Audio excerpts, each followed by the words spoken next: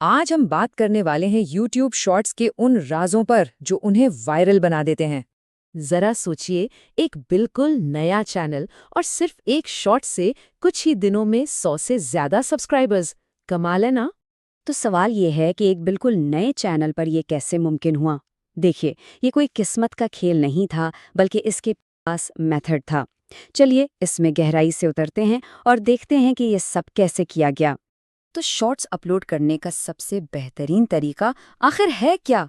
यही जानने के लिए एक लाइव तजुर्बा किया गया। लोग अक्सर इस उलझन में रहते हैं कि बेहतर क्या है, YouTube ऐप से अपलोड करना, YT स्टूडियो से या फिर क्रोम ब्राउज़र से। इस तजर्बे का बुनियादी मकसद इसी सवाल का वाज़ेह जवाब तलाश करना था। तो इसके लिए 3 बिल्कुल एक जैसे नए चैनल्स बनाए गए। हर चैनल को एक अलग अपलोड मेथड के लिए वक्फ किया गया और फिर 3 दिन तक हर चैनल पर रोज़ाना एक नया शॉट अपलोड किया गया। अब जब ये तजुर्बा चल रहा था तो एक बहुत ही अहम राज सामने आया, और वो था साउंड का स्ट्रेटेजिक इस्तेमाल। ये एक ऐसी चीज़ है जो वीडियो को बना भी सकती है और बिगाड़ भी सकती है। आमतौर पर लोग यही सोचते हैं ना कि बस कोई ट्रेंडिंग साउंड लगा दो और व्यूज़ की बारिश हो जाएगी, लेकिन डेटा एक अलग और ज़्यादा दिलचस्प कहानी सुनाता है।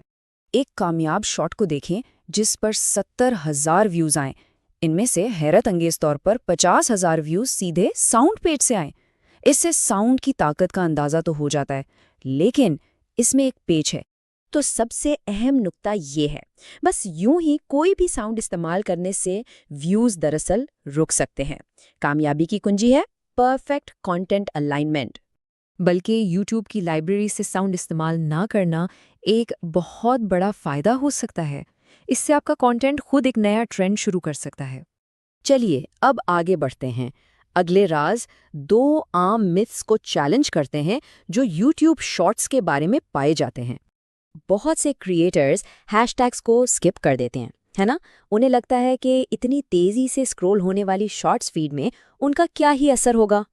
लेकिन यहाँ देखिए, ये बहुत दिलचस्प है। एक वायरल शॉट पर 21,000 से ज़्यादा व्यूज़ सीधे उन हैशटैग्स पर क्लिक करने से आए जो इस्तेमाल किए गए थे। इसका मतलब साफ है, ये सिर्फ दिखावे के लिए नहीं होते। एक और आम ख्याल ये है कि क्योंकि शॉर्ट्स ऑटो प्ले होते हैं तो थंबनेल की क्या ज़रूरत, मगर एनालिटिक्स एक बिल्कुल मुख्तलिफ हकीकत सामने लाते हैं। इस शॉट को देखिए, इसके 49,000 व्यूज़ में से लगभग 90% ब्राउज फीचर्स से आए। इसका क्या मतलब हुआ? इसका मतलब ये है कि लोगों ने अपने होम पेज पर थंबनेल देखा और फिर उसे क्लिक करने का फैसला किया। तो एक कस्टम थंबनेल कितना ज़रूरी है, इसका अंदाज़ा हो जाता है। तो 3 दिन की टेस्टिंग के बाद वक्त आ गया था कि तीनों चैनल्स के नताइज का मुकाबला किया जाए। तो कौन सा अपलोड मेथड सबसे बेहतर परफॉर्म कर पाया? चलिए डेटा पर एक नज़र डालते हैं। नतीजा दूर दूर तक मुकाबले का नहीं था। वो चैनल जिस पर शॉर्ट्स सीधे YouTube मोबाइल ऐप से अपलोड किए गए थे, उसने YT स्टूडियो और क्रोम ब्राउज़र दोनों को नुमायां फ़र्क से पीछे छोड़ दिया। तो इस सब से क्या सबक मिलता है? एक वाज़ेह और बार बार काम आने वाली हिकमत अमली, शॉर्ट्स अपलोड करने का एक पूरा ब्लूप्रिंट। चलिए इस सब को एक साथ जोड़ते हैं। ये 4 स्टेप का ब्लूप्रिंट उन तमाम राजों को मिलाता है जिन पर हमने बात की। ये चैनल की ग्रोथ के लिए एक काबिले अमल प्लान है। बेहतरीन नताइज देखने का तरीका है खुद तजुर्बा करना।